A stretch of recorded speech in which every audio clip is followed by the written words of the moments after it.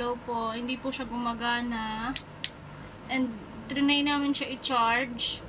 Umiinit siya. Pati yung charger na pinagamitan nito, umiinit.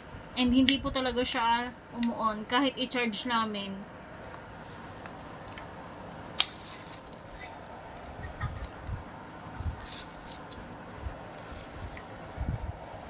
Yan mo. So, eto po siya. Nung dati, pinipindot ko ng 1, ayaw gumana. So, kala ko yung product, defective siya. Kaya, kinancel ko siya. Pero, tinatry pa rin namin i-charge. Yan na-discover namin. Para ma-turn on, you need to, yan, kailangan muna niyang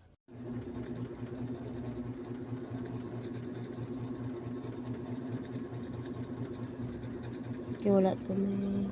Kita no, sunog ko. Wala to may nag-among nga mo ni sunog.